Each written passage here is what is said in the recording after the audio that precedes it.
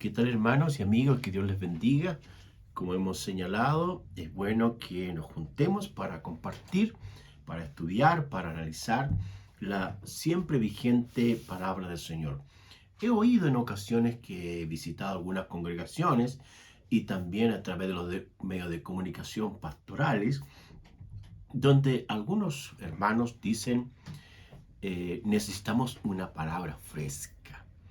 Pero, ¿qué quieren decirnos? Quieren decirnos en un sentido que el mensaje que alguien trae tiene que ser fresco porque el Señor le habló. Pero quiero decirles, hermanos, que toda la escritura, toda la palabra del Señor dice que es fresca en un sentido porque Hebreos 4:12 dice que la palabra del Señor es viva y eficaz. Viva, fresca, viva y eficaz, es decir, cumple el propósito por el cual el Señor la ideó y para lo cual Él quiere que se cumpla su palabra. Entonces, no está bien llegar a decir que existe palabra añeja o que hay una palabra fresca. Cada vez que nos acercamos a la palabra del Señor, Dios siempre nos va a hablar, siempre nos va a hablar. Bien, dicho eso, vamos a acercarnos, tomar las escrituras. Usted busque bien la Biblia, tome asiento, póngase cómodo. El texto de hoy está en Primera de Tesalonicenses, capítulo 4, los versículos 15 y 16. Lo repito, Primera de Tesalonicenses, capítulo 4, versículos 15 y 16. Dice así la Sagrada Escritura: por lo cual les decimos esto en palabra del Señor, que nosotros que vivimos, que habremos quedado hasta la venida del Señor, no precederemos a los que durmieron, porque el Señor mismo, con voz de mando, con voz de arcángel y con trompeta de Dios, descenderá del cielo y los muertos en Cristo resucitarán primero.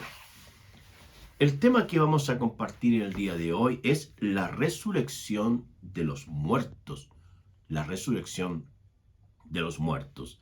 La palabra del Señor enseña que la muerte es la sentencia de parte de Dios por causa del pecado o la desobediencia de Adán y Eva allá en el Génesis, más o menos más de 3.500 años antes de nuestro texto del Nuevo Testamento. Tenemos 2.000 años, un poquito más de historia cristiana, y al mismo tiempo tenemos más de 1.500 años aproximadamente del Antiguo Testamento. Entonces, hablamos de mucho tiempo donde en un momento Adán y Eva se rebelaron contra Dios. Y el texto dice, la palabra del Señor, que Dios le dice a Abraham, también a todos los hijos, a todos sus descendientes, que su palabra tiene que ser la rectora en todo tipo de acciones, en todo tipo de decisiones, y hay indicaciones acerca de las cosas sagradas, acerca de la familia, acerca de la tierra, acerca de los sacrificios para con Dios, las relaciones laborales, los negocios. Hay una serie de instrucciones en la Sagrada Escritura para que los hombres y los pueblos y las personas vivan en armonía con Dios, como también con sus semejantes. Entonces, la muerte es la sentencia de Dios por la desobediencia de Adán y Eva en el huerto del Edén. Dios le dice a Adán, de todos los árboles del huerto podrás comer, pero del árbol de la ciencia y del bien y del mal no comerás, porque el día que de él comieres, ciertamente morirás. Y ahí está. Adán escucha la instrucción de Dios, vive un tiempo, después el Señor forma a Eva y le da la ayuda idónea para él, y luego aparece Satanás tentándole, y Adán y Eva quebrantan el principio de Dios, y Dios, como el juez justo, dicta la sentencia, y es la muerte para Adán y Eva, por muerte de la humanidad. Entonces, en el texto bíblico vamos a encontrar esta verdad, esta instrucción, esta realidad, y que en el Nuevo Testamento el apóstol Pablo habla, dice que la paga del pecado es la muerte, más la dádiva de Dios es vida eterna en Cristo Jesús. También hay otro pasaje que dice que por cuanto todos pecaron, están destituidos de la gloria de Dios. Entonces, la palabra del Señor es aquella que nos indica, que nos enseña, que nos instruye acerca de lo que es la realidad sobre la vida, como también sobre la muerte. Ahora, también encontramos ahí en Romanos verdades como que Dios es el que le da vida a los muertos. Dice que Dios llama a las cosas que no son como si fuesen, pero es Dios el autor de la vida. El Señor Jesús también, ahí en su ministerio, cuando Él se acerca a esta familia que Él amaba y donde uno de sus integrantes, llamado Lázaro, había muerto, y Jesús dice, yo soy la resurrección y la vida, el que cree en mí, aunque esté muerto, vivirá. Entonces, hermanos, la base, el sustento, la verdad bíblica nos enseña de que Dios es el autor de la vida, como también el que sentencia al hombre para que muera. Pero nuestro Señor Jesucristo ha venido, y él mismo dijo, yo he venido para que tengan vida y la tengan en abundancia. En un sentido, todas las personas estamos separados y sentenciados a morir. Pero al mismo tiempo, todos en un sentido también está la oportunidad, la invitación de venir a Cristo Jesús porque solamente Él nos puede dar la vida.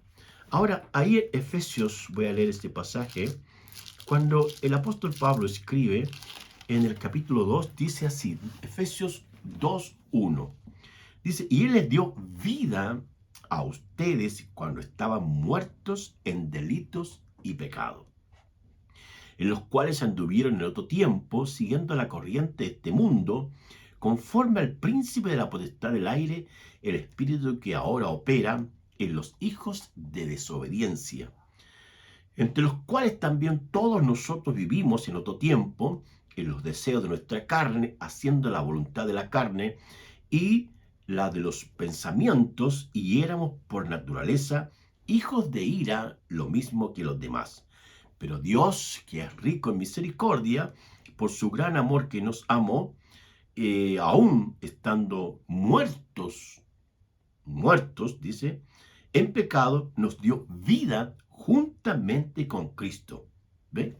Ahí está que una persona puede tener una vida terrenal, una vida natural, una vida biológica, pero espiritualmente está muerto en delitos y pecados.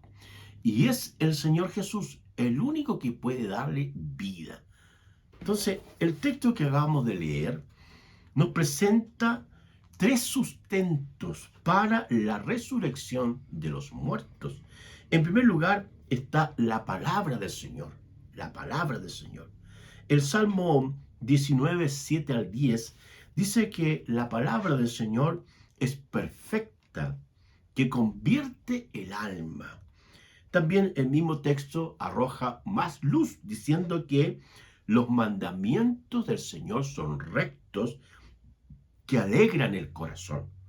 Al mismo tiempo, el Salmo 33, versículos 6 al 9, expresa el poeta bíblico diciendo que la palabra del Señor, a través de ella, fueron hechos los cielos y la tierra. Fíjese cómo el autor reconoce a través de esta letra, de esta composición, para alabar al Señor, cómo el Dios Todopoderoso, con su palabra, creó los cielos y la tierra.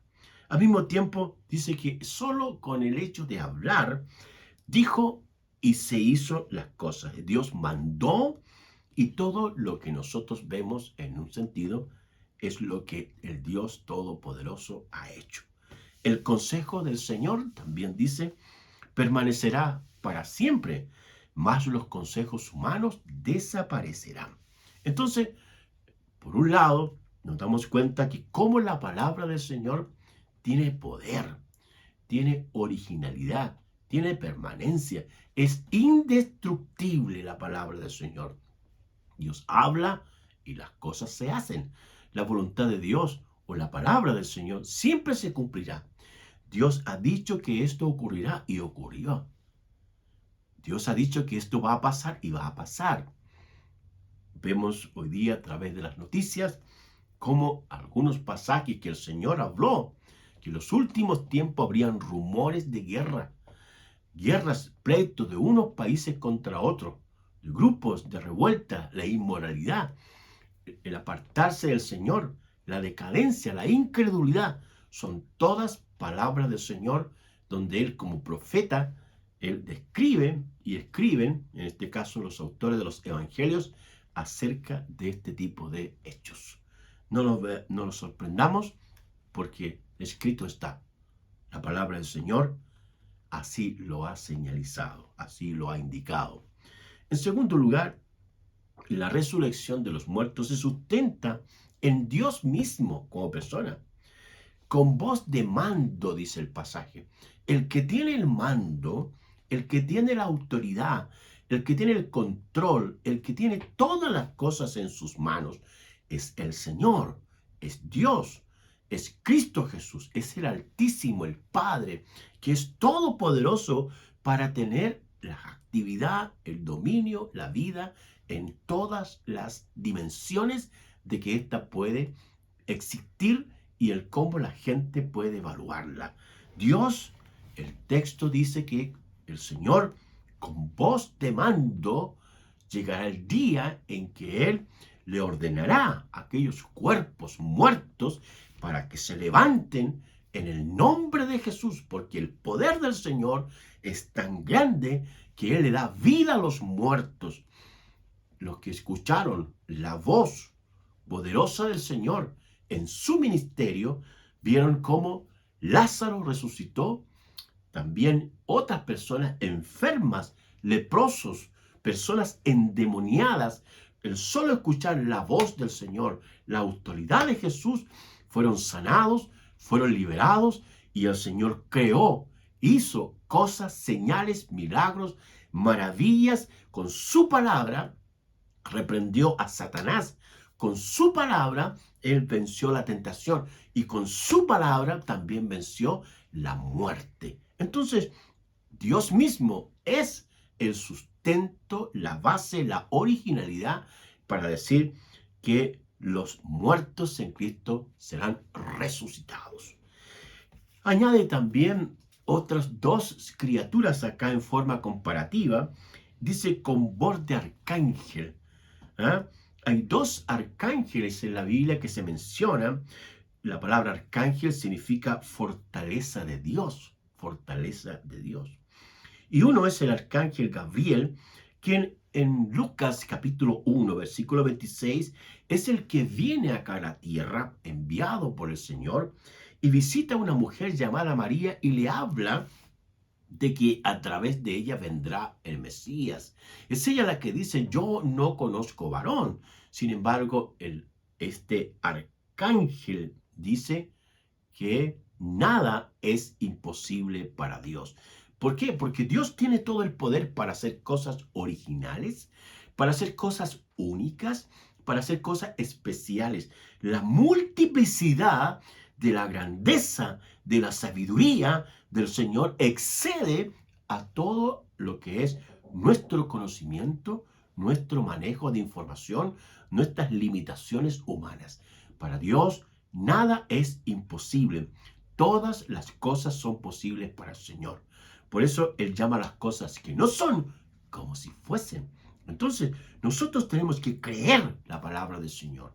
Tenemos que confiar en la palabra del Señor y abrir nuestros oídos humanos para escuchar y abrir nuestro corazón y para que recibamos su palabra. Porque donde quiera que llega la palabra del Señor, la palabra ilumina, da vida y trae paz. Mucho más de lo que nosotros a veces pensamos o que vivimos.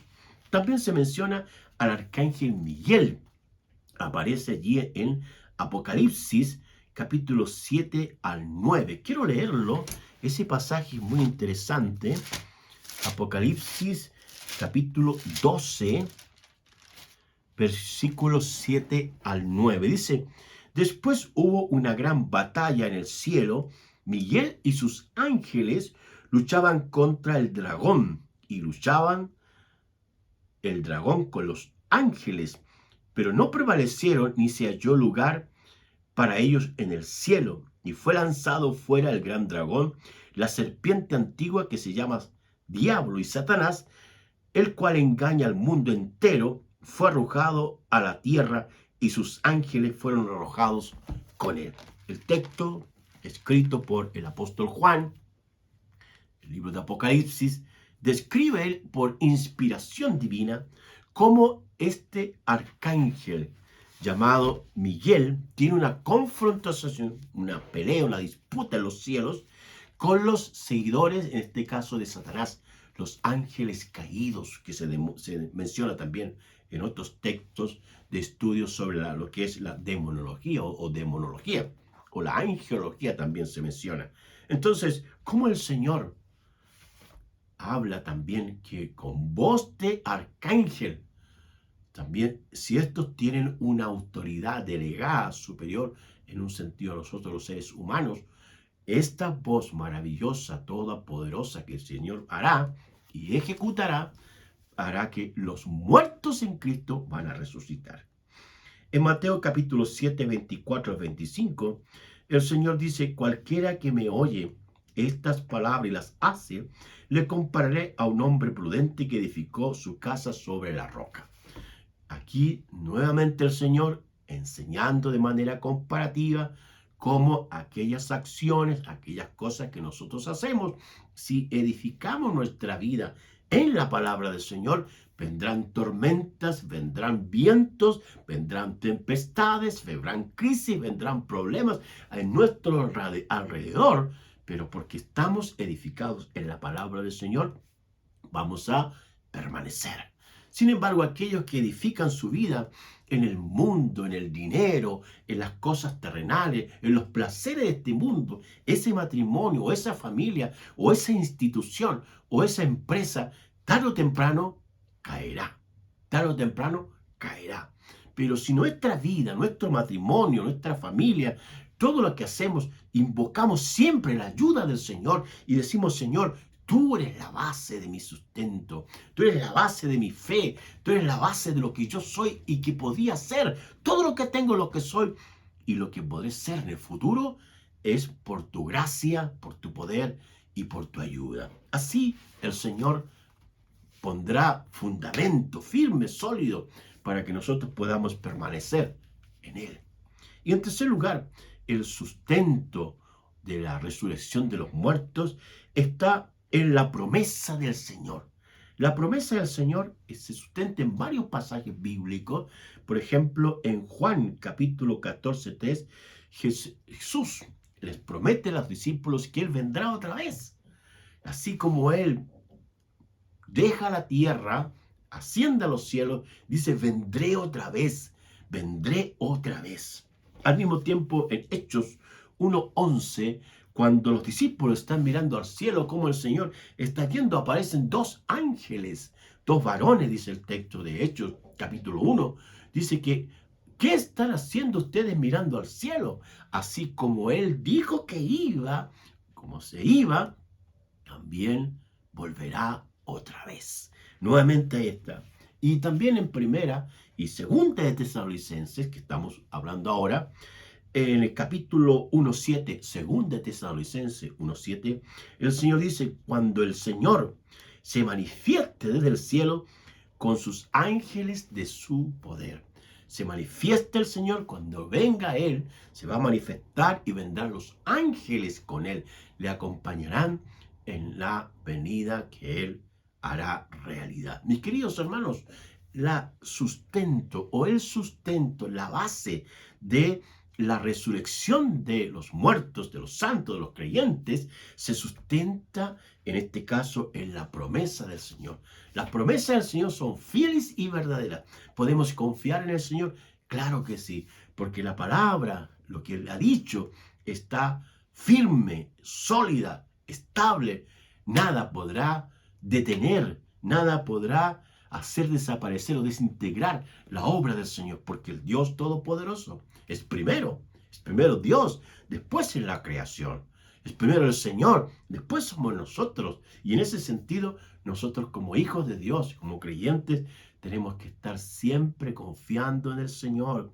Señor, aquí está mi vida, aquí está mi matrimonio, que está tambaleando, que tenemos problemas económicos, que uno de mis parientes, de mis hermanos, mi hijo se enfermó. Señor, tú eres todopoderoso, porque no hay nada imposible para ti, para sanar a mi hijo, para sanar a mi esposa, para proveerme lo que necesito, Señor, para así servirte. ¿Quién lo hará? El Señor lo va a hacer. ¿Por qué? Porque sus promesas son fieles y verdaderas. Entonces, la resurrección de los muertos se sustenta en la palabra del Señor, en el Señor mismo y también en las promesas del Señor. Podemos estar confiados, seguros de que el Señor nos sostendrá, que el Señor nos levantará. Aleluya. Llegará el día en que vamos a morir, pero llegará el día en que el Señor, con voz de mando, con voz de arcángel, con trompeta de Dios, con su poder, porque Él dijo, toda autoridad me ha sido dada en los cielos y en la tierra. El que tiene toda la autoridad, hermanos amados, es el Señor. Es el Señor Jesús. Su nombre se llama Jesucristo. Todo su poder, toda su gloria, toda su magnificencia. Es maravilloso nuestro Dios. Oremos al Señor por esta su palabra. Querido Señor, te honramos, te bendecimos, te adoramos, Señor, porque tu palabra es viva y eficaz.